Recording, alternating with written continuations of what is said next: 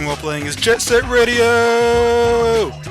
This is absolutely one of my favorite games ever made, back when Sega was still dependable and reliable and they could do no wrong and everything that they were putting out was absolutely amazing. The heyday, the Dreamcast days, when everything was so new and so good and so different from what everything else was. What can I say about this game? Like, I played this game to death. Like, I absolutely adore it. When I was growing up, like, I had never seen anything like it before. The art, the level design, the characters, the music especially. This game has, still to date, probably the best soundtracks, like one of the best soundtracks, like definitely top 10 best soundtracks ever made. Like, probably only trumped by its sequel, Jet Set Radio Future.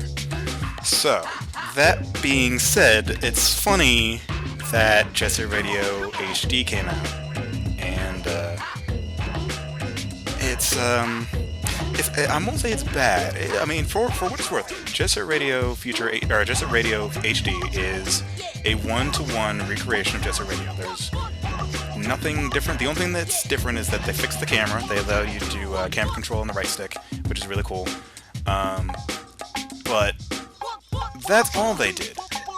So now, later, 10 years later, now that we've sort of figured out how video games work, and the twin sticks are the de facto control scheme, and everybody understands this, and we all can figure out how to play all games relatively play similarly, it's real interesting to go back into the days where they just didn't have it quite sorted out. So, let's just jump into it. We'll do a couple levels here. I'm going to be Cube because Cube is the best. I don't care what anybody else says. Cube is the best. Sweet. And, I mean, it's interesting because, at the time, when you can think of, like, games where, like, rollerblades and stuff like that, you could think of, like, some really half-assed, like, ESPN X Games stuff, that nobody liked and nobody cared for. And then you get Jet Set Radio, and Jet Set Radio turns the whole thing up on its ear. And it was amazing. It had stuff, like, it was incredibly simplistic, and it wasn't like a Tony Hawk, where you're going around and you're busting off, like, crazy combos off of everything. It was more mission-based. It was more about tagging as much as you could in the areas that were, designated, level-wise. And I think that's why a lot of people couldn't get behind this game initially, because I think everybody expected it to be the Tony Hawk rival. And it's just not that. It's very different. And the controls are a little squirrely. Let's see. I mean, and like I said, like at the time there was nothing like this, like anywhere. The closest thing that we had was like, really, it was just the other, like Skateboard King, which was an arcade game that was also made by Sega. God damn it. And that was made by pretty much the same team that did this, Smilebit at the time. And like there was just, it was so different from everything else.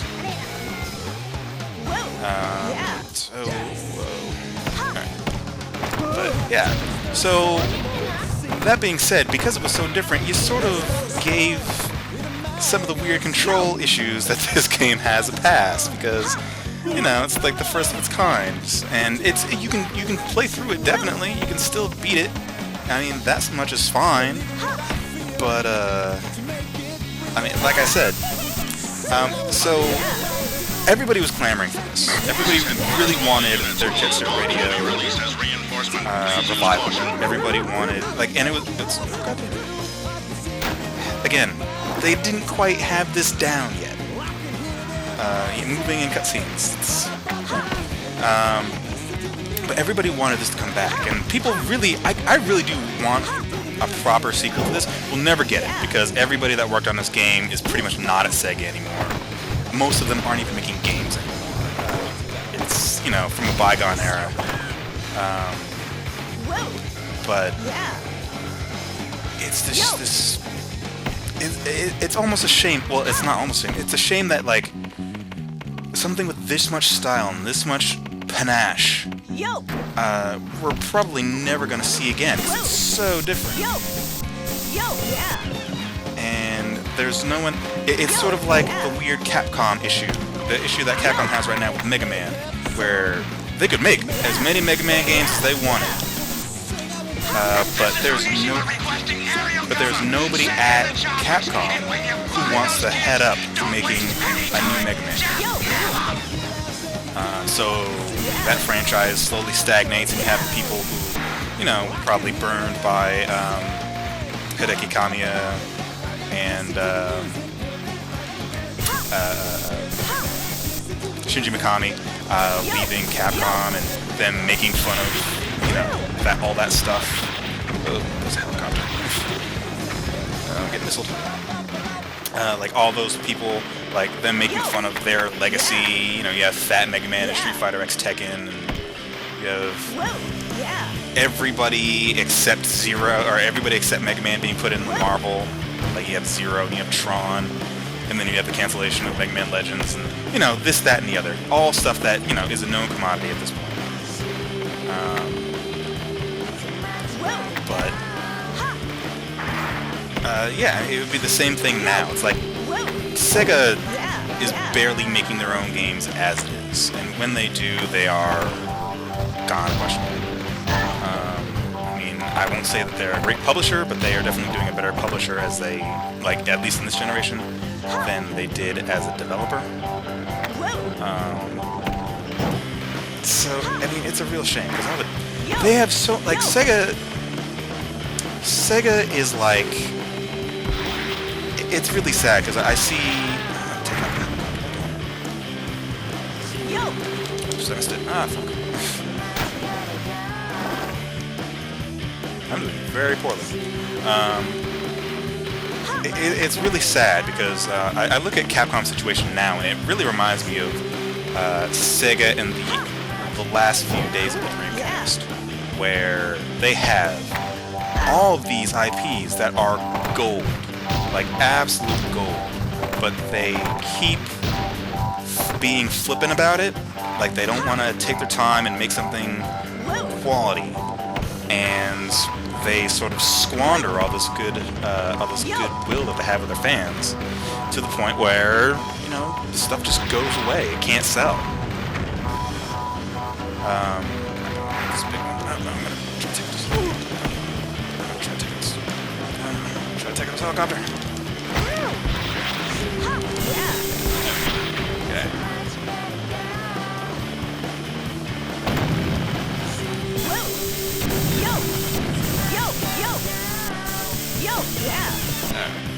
And slow. That's probably me. Pedal. That's surprising. Okay.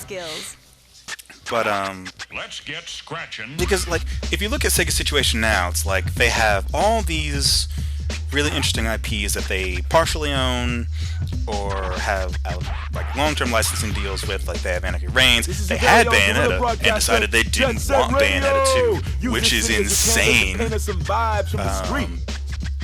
But they have Yakuza, which is like their saving grace in Japan. That's the weird thing where it's like they don't even try to put it out here until people bitch and whine and moan. It doesn't make any sense. Like, just put it on PSN and let the people who want Yakuza have Yakuza. No, like, all you really need to do is, like, do text translation.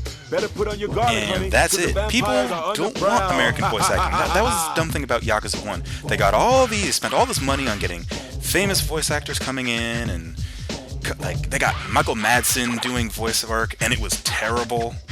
And all that anybody wanted to do was turn it to Japanese anyway, because it's a Japanese mafia movie that takes place in Tokyo.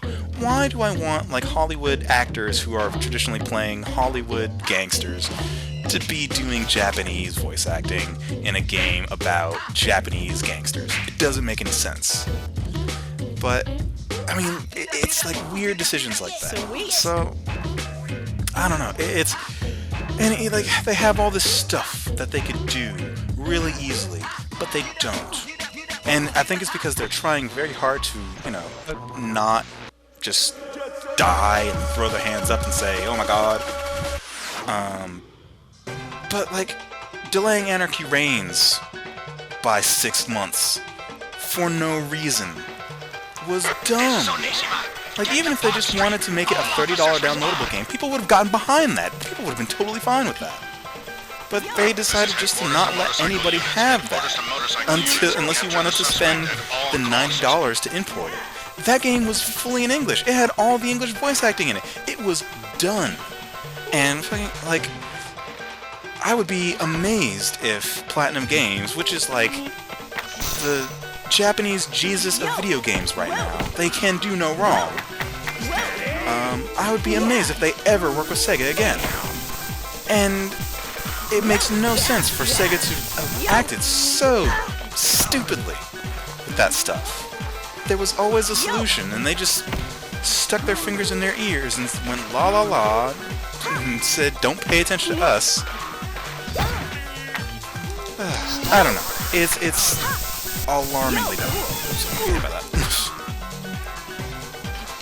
thought these guys were already out. Not the bus. But anyway, I say that because I want to say this.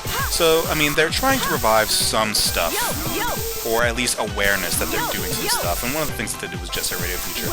And probably the crux of all of this is there's an interesting, how can I say it, juxtaposition for the price of nostalgia. Now, before I played this HD version, I thought this game could do no wrong. And granted, I haven't played it in years and years. I probably haven't played it since maybe 2004. Because, Jet Set Radio Future came out, and then I fell in love with that. And I played Jet Set Radio Future way more than I played Jet Set Radio. Because, let's face it, it's the better game. It's easier to control, and you don't have the finickiness. They came up with solutions for most of the weirdness that this game has. And they made a better trick system. It was overall better.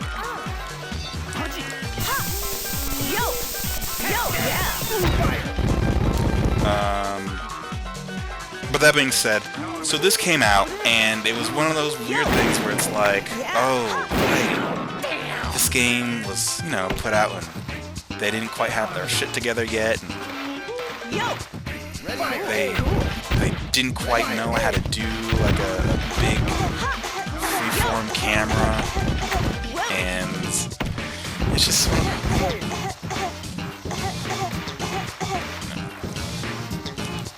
it was one of those things where it almost feels like this game was worth more being revered in the back of my mind than being reminded of all the technical problems that it has.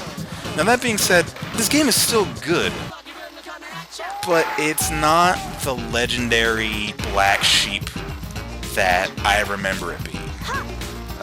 It has a lot of issues.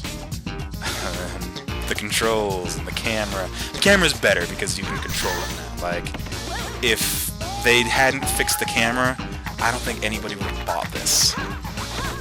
Or they would have gotten raked over the coals even more. And it's interesting to see a game like that back in the day got 9s and 10s and A's and A minuses. People thought it was a superlative game.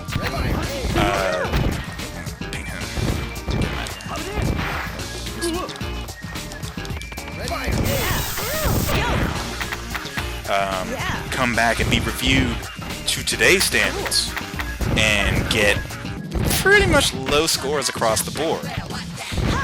And I understand why it got low scores, and I'm not gonna make excuses for it because a lot of the stuff that this game does are couldn't ship a game in this state,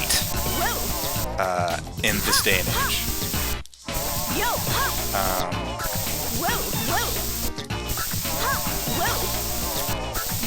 And I don't know. It's one of those things where it's like, man, I mean, it's not. Again, it's not bad, but it held so much more weight before this came out. And it makes you wonder if it was worth it. I mean, well, I guess, like, financially it was definitely worth it because they're not doing anything with the Jet Set Radio license. And honestly, this is sort of a weird thing to see if there's interest in bringing back some of these old IPs. They did the same thing with Sonic Adventure, and it looks like they're going to do the same thing with Skies of Arcadia. I did just recently replay Skies of Arcadia, and that game holds up. The random battle encounters rate is a little out of control, but beyond that, it's a solid game.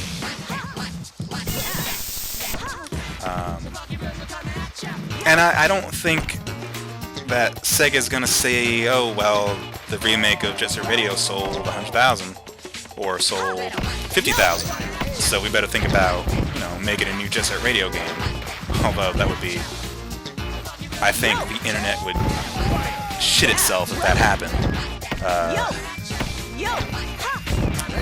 And it's more, is there merit in re-releasing the Dreamcast lineup to a group of people who never grew up on that stuff, never played any of the really good Dreamcast games,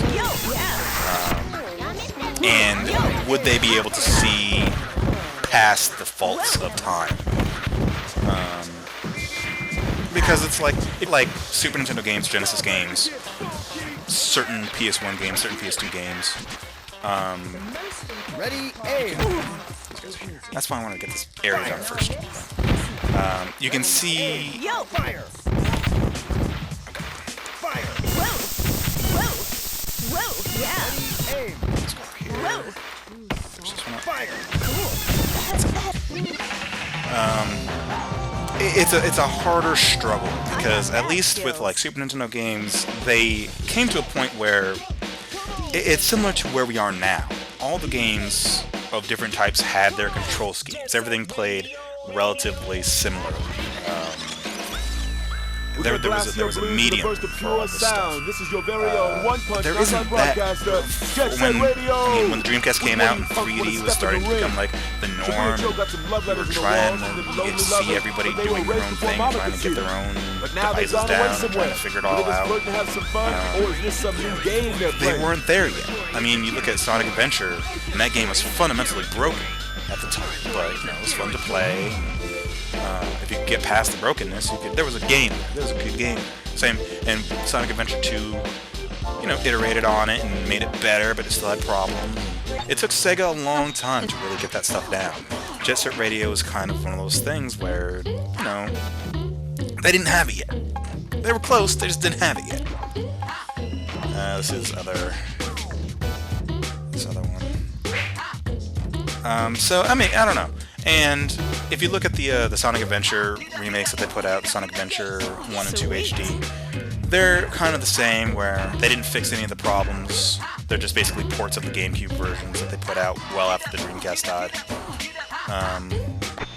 And it's I mean, it's interesting. Like, especially, like, I bought all those games new. I played those games when they were fresh, and I thought they were amazing.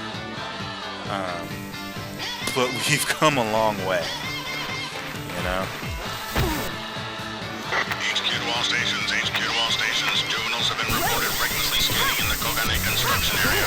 All officers in the area respond. And it makes me wonder, it's a really bizarre cycle. It makes me wonder if it'll ever really happen again, because I feel like everything that's being put out nowadays pretty much feels the same. Like, there's no dramatic outlier behind all this stuff. Like, nobody's doing it massively different. The only ones I can say that, like, kind of are doing that is Nintendo with the Wii and the Wii U. But even then, the Wii U, they threw some sticks on that and, you know, called it a day. Because probably the number one complaint about the Wii is its stupid control scheme.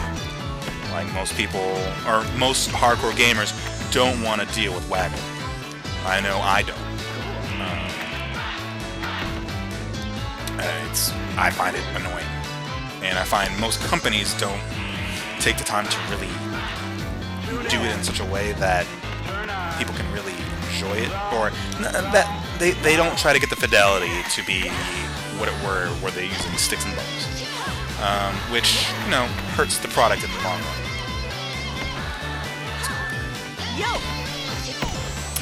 But I mean, 360, like PS2, PS3, 360. I mean, and what it looks like Orbis and Durango, they're all gonna have sticks. They're all gonna be traditional, even if like those crazy release documents for the Durango are true. And Microsoft has like projectors and 3D glasses coming, like packed in with the Xbox, the new Xbox.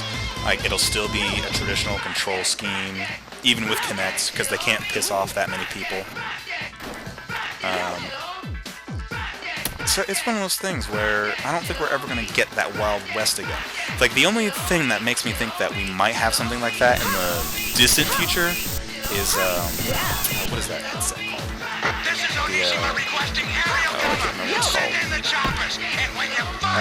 That 3D headset that John Romero is pretty much heading on, which looks very cool, but that's going to redefine how we play video games. And it's one of those things where it's like you listen to their plans, and they are very ambitious, and they have a lot of interesting things to say, but at the same time, it's like they start talking about how you're going to control games with that headset on, and they're like, I don't know, we're experimenting with wands and controllers and sticks, and we'll figure something out one day, eventually, but we don't know.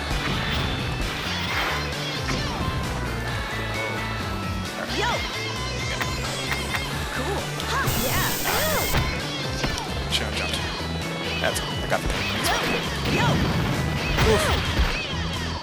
it just makes me wonder if we're ever going to get to that point again where games are so different, so new, where we get that much fidelity, that we're going to have this situation again where people play something like, when they decide to re-release Call of Duty, will it ever be so different? Take out that other...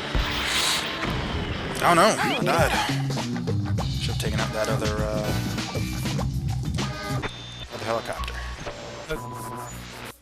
But will there be the point where games that we think of the norm today are seen as being just dramatically different? Are we ever going to have our Marty McFly moment where we go into the 7-Eleven and order a Coke and play play Quick Draw? The kids there call it a baby game, you know?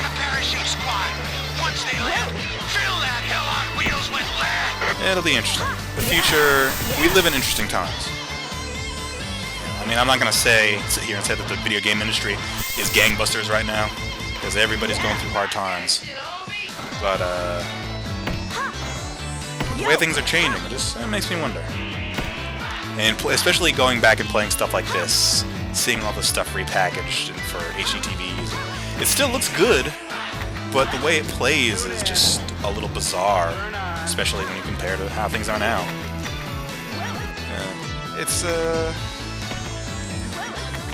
It's weird, but only time will tell. Time anything.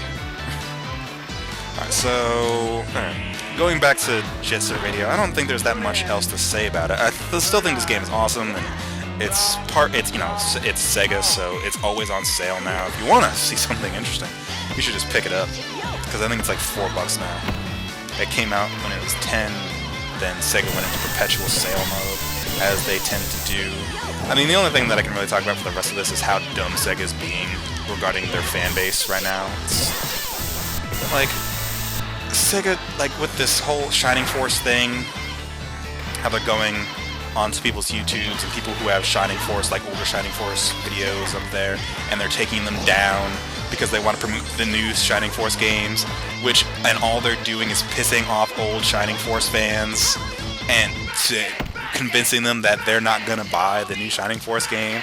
It is bizarre. It is a level of PR ridiculousness that I have never seen before. Like, it makes no sense for them to do it. It is just, it's stupid. It is shitting where you eat. It is taking the hardest core of your fan base and punishing them for liking your old games. It is ridiculous. But, you know, that's what Sega's like now. It's bad decision after bad decision after bad decision. And, like, I feel like it's something where one poll or just, you know, a community outreach. Sega doesn't have a Seth Killing.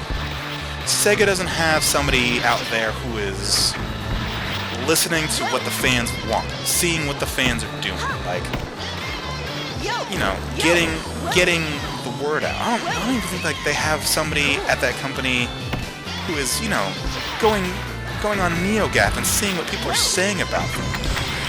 Because if they did, like, they would know that people think that they're insane. Like, in no way is this business like, as a PR move, it's suicide. If it was a smaller company doing it, that would be it for them. And they gain nothing from those videos being taken down. If anything, they lose dramatically. Get that last one. I don't want to do those are big graffiti marks.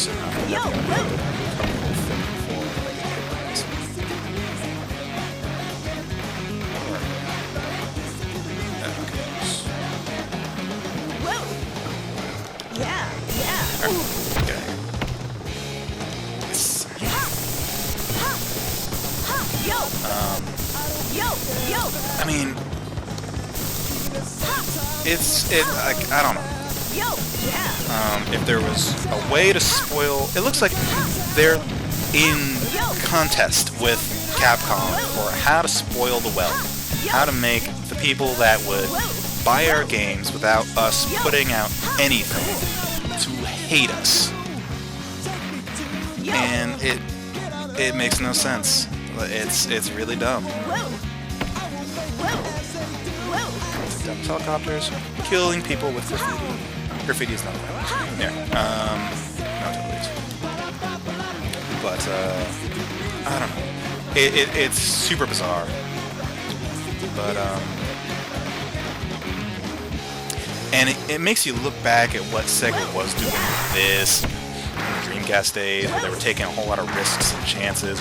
Granted, most of those just didn't pay off. I'll be the first one to admit that. But they were trying, and they were they were doing well by their fans. And now it's just like, you know, cut off your nose to spite your face in a big way.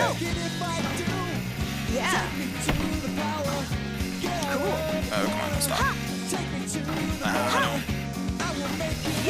This is one of the things that Jet Set Radio does way better, or Jet Set Radio Future does way better. You have turbos, and if you ever get in this situation, you can use some paint in order to get yourself out of this situation. It's the edge. On. That whatever. There's only one more. I have more paint than I need. Okay. But I don't know. I know there's a whole lot of administration behind it, especially with the bigger publishers, because they're so big and there's bloat everywhere, and there's 9 people trying to make one decision, or there's 9 people trying to pretend that they're not making a decision on something. But at the same time, there's got to be somebody over there that can just make a decision and say yes or no, because all of this nonsense that they've been doing recently just makes them look foolish, and it really dissuades confidence. And it's like one of those things where it's like, if all you think that your worth is putting pachinko machines in Japanese bars and pachinko houses, then maybe it's time to close it up. Sell the IPs off, because all you're doing is ruining your reputation in the video game. And reputation is still important. Walking, truth talking, always But walking, jet set radio. in Japan especially, now they're not the only ones guilty of it, but they are the most egregious by far. Like, there's this idea that people can just spout at the mouth. It doesn't matter what they say. It's like as if hundreds of thousands of people who are your buyers, your lifeblood, as if they're not watching you like hawks. I mean, it's amazing to me. Like, I don't know. It's bizarre. I feel like people, like publishers like Capcom or Konami or Sega, they get their one game that will guaranteed sell a few million during the year, and they just let everything go to the wind. And they just don't use any tact or care in how they treat those licenses. And it gets them into trouble every time, but nobody learns. And all we do is laugh at it, but then we're gonna laugh at it until it's not there anymore, and then it's gonna be, where'd all the video games go? You know? It doesn't make any sense to me. It's frustrating, personally. But that's because I like video games a lot. And I don't like seeing people who make video games that I played in the past and really liked make really dumb decisions regarding making video games for the future that I could have liked but probably won't because they're making bad decisions. That being said, Jet Set Radio HD, I don't know. Maybe you get the demo, maybe you try it out, because it's a tough game to play, but I still love it. But it's real tough. Talking while playing is hard. Jet Set Radio.